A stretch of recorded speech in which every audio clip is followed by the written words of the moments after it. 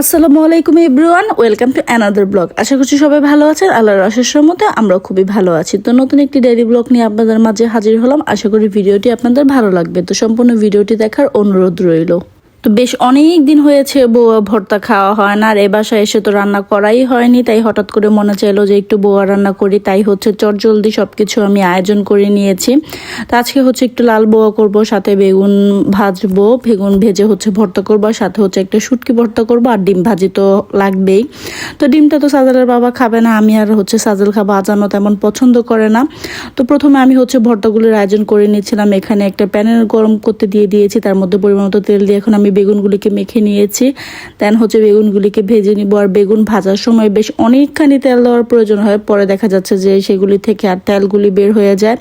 ওই তেলগুলি আর কোনো কাজে লাগে না, কিন্তু বেগুন ভাজতে মোটামুটি বেশ ভালো তেল লাগে। তো প্রথমে আমি বেগুনগুলোকে তুলে নিয়ে তারপর ওই তেলের মধ্যেই হচ্ছে আজকে কাজে লাগিয়ে দেবো। আমি হচ্ছে শুটকিটাও হচ্ছে টেলে নিব। তো প্রথমে পেঁয়াজ, রসুন আর কাঁচামরিচ আমি একটু ভেজে নিয়ে দেন হচ্ছে শুটকিগুলিকে দিয়ে দিলাম, ওইটাকে একটু ভালো করে ভেজে নিব। তো এই শুটকিটা ব্লেন্ড করা লাগবে, তাই একটু ভালো করে ভেজে নিচ্ছিলাম। দেন হচ্ছে পরিমাণ মতো লবণ দিয়ে দিলাম, আর হচ্ছে একটু ধনেপাতা দিয়ে দিলাম।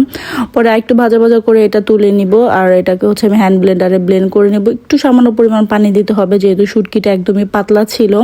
আর এখন হচ্ছে আমি বোয়াটা বসাবো। তো একটা প্যান দিয়ে তার মতো পরিমাণ মতো তেল দিয়ে দিয়েছি, আর তেলটা গরম হতে হতে দেখলাম যে আমার যে তেলের জারটা আছে সেটা তেল একদমই শেষ হয়ে গিয়েছে। তো সেটাকেও একটু ঢেলে নিলাম। আর এখন পেঁয়াজ, কাঁচামরিচ একটু বাদামি কালার করে এর মধ্যে হচ্ছে আমি সামান্য পরিমাণ আদা রসুন পেস্ট দিয়ে দিব, আর একটু হলুদ মরিচের গুঁড়া, স্বাদ মতো লবণ দিয়ে মশলাটাকে আমি বেশ ভালো করে কষিয়ে নিব।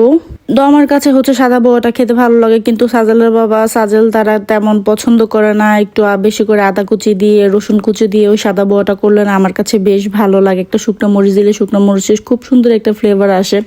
তো যেহেতু চারজনের মধ্যে দুজনই পছন্দ করে না, বড় দুজন, তাই আর আমার তেমনভাবে করা হয় না।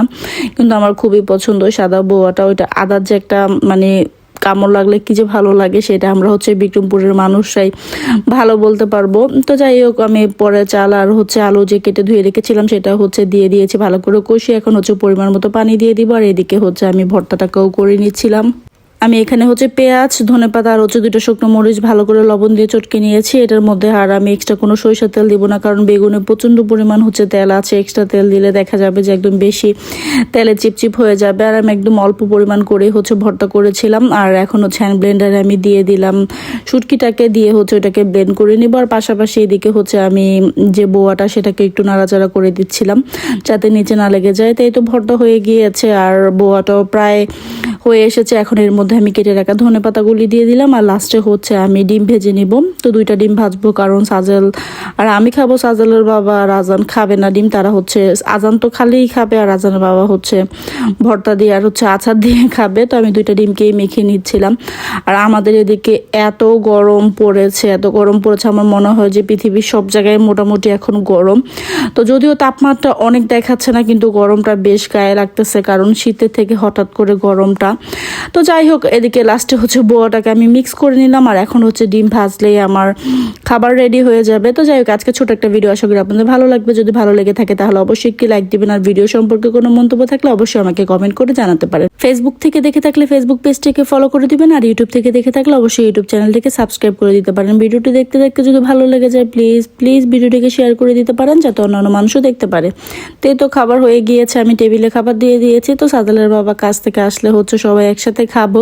তো খুবই মজার খাবার। তো আজকে এই পর্যন্তই, আল্লাহ হাফেজ।